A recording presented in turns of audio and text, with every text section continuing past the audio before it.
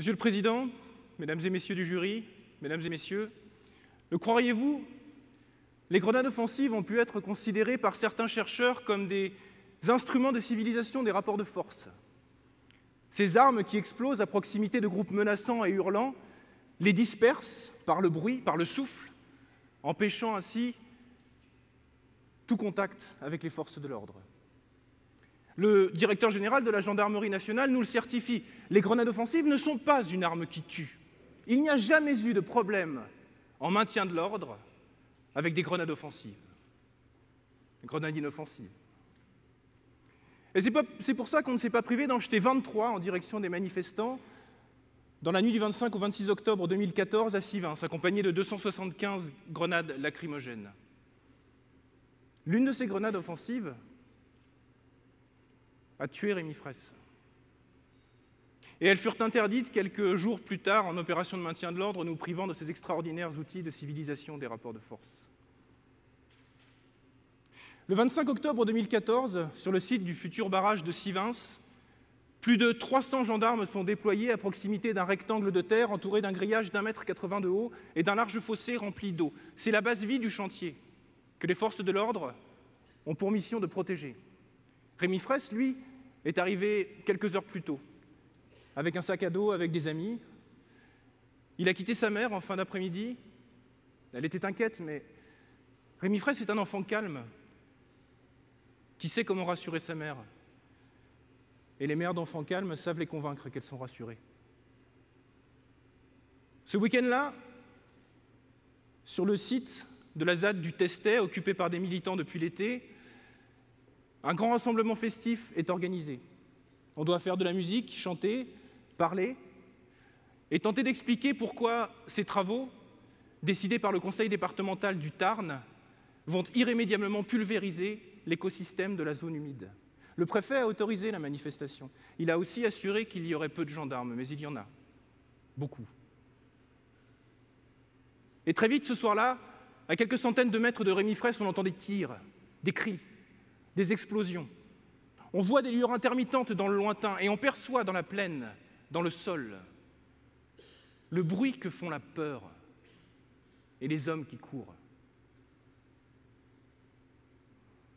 Et Rémi Fraisse est allé voir. Il se retrouve très vite piégé dans cette furie insensée. Il tente de progresser dans la fumée et dans les bombes assourdissantes qui éclatent autour de lui. Il fait un noir d'encre. Les mégaphones sont en panne, les projecteurs sont en panne. Retranchés derrière leur grillage, les gendarmes tirent et c'est la panique totale. L'un des gendarmes s'entend alors donner l'ordre de jeter une grenade offensive. Mais où? La nuit, la fumée le désoriente. Alors il part à 10 mètres de là chercher une paire de lunettes de vision nocturne. Il dit avoir voulu s'assurer que la zone où il lancerait la grenade serait dégagée. Mais de son propre aveu, ce n'est pas très évident à déterminer parce que les manifestants ont cette particularité que les gendarmes chargés de les contenir détestent. Ils bougent. Les mégaphones sont en panne. Il n'a donc pas procédé aux sommations réglementaires, mais il a dû tenter quelque chose, crier, hurler. Ce qui est certain, c'est qu'il a lancé la grenade en cloche, par-dessus le grillage qui le séparait des manifestants. Ce qui est certain, c'est que quand cette grenade a touché Rémi Fraisse, elle l'a pulvérisé.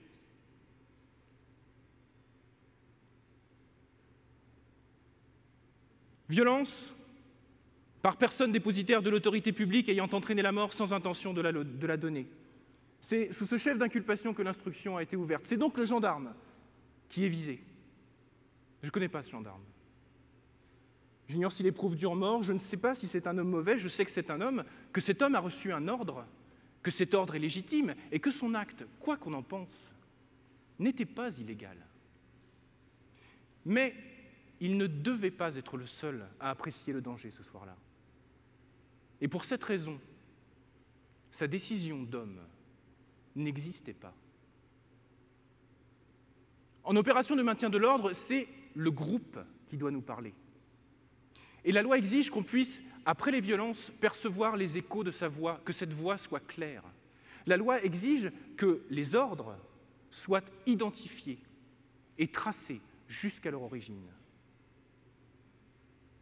Mais ce qu'on a en face de nous, à Sivins, ce soir-là, C'est une masse informe, où se mêlent le commandement et l'individu, la peur, la menace, la légitime défense et la mort d'un homme. Se concentrer sur l'acte du gendarme, c'est se perdre sur le chemin de la cause qui n'est jamais aussi tortueux que quand cette cause implique une décision de l'État. L'auteur du jet de grenade ne dit-il pas qu'il a lui-même pris l'initiative de la lancer quand son supérieur prétend qu'il lui en a donné l'ordre, pendant que le supérieur de ce supérieur soutient que son propre supérieur, le préfet, lui a donné des consignes de fermeté, quand le préfet s'en défend, sans doute après que le ministre lui aura conseillé de le faire, sans doute, conduisant finalement le supérieur de l'auteur du jet de grenade à ne plus tellement se souvenir des consignes pourtant si claires qu'on lui avait données. L'ordre est intraçable. Et tout ce qui se trouve en face de nous ce soir-là à Sivins, c'est du désordre. En France, dans les opérations de maintien de l'ordre public, la police est placée sous l'autorité directe de l'administration civile. La République française n'a pas suffisamment confiance en sa police pour la laisser seule juge de son comportement face aux manifestants potentiellement dangereux auxquels elle la confronte. C'est comme ici le préfet du département qui décide. Et il a décidé qu'à Sivins, ce week-end-là, dans un bouillon protestataire national qu'il ne pouvait ignorer, la priorité des forces de l'ordre était de préserver la possibilité de reprendre le chantier du barrage le lundi matin. Reprendre le chantier, mais des milliers de personnes protestent contre eux.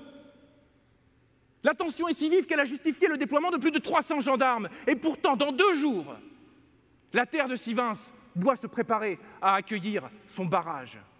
Mais la seule responsabilité ici à rechercher, c'est celle de l'État. D'abord parce que l'emploi de sa force est encadré juridiquement et fondamentalement. Et ça nous dit que l'emploi de cette force ne doit jamais servir un but politique. Tenir Sivins ce soir-là n'avait pas de sens. Protéger un rectangle de terre pour permettre à des travaux contestés devant la justice, sans parler du soulèvement populaire, de reprendre le lundi matin, cela n'avait pas de sens. Ni juridiquement, ni politiquement. Juridiquement, la question n'est donc pas de savoir, comme la Cour européenne des droits de l'homme se l'est déjà posée, si l'agent auteur du jet de grenade a agi dans la conviction honnête que sa propre vie, que son intégrité physique était mise en péril. La vraie question est de savoir si l'État a rempli l'obligation positive qui lui est faite de protéger la vie. La question est de savoir s'il a pu exister des défaillances dans l'organisation et la planification de l'intervention des forces de l'ordre qui peuvent être mises en relation directe avec la mort de Rémi Fraisse. Et voyez les témoignages, voyez les contradictions. Ces défaillances étaient manifestes, elles ont été révélées dès les premières heures. Et pourtant aucune d'entre elles n'a empêché notre Premier ministre, quelques heures plus tard, de tonner « Il n'y a pas de place dans notre République en démocratie pour les casseurs !» Mais si. Il y a de la place pour tout le monde en démocratie dans notre République. Pour les casseurs, pour les gendarmes, pour les zadistes, pour les inutiles. Il y a même de la place pour les morts.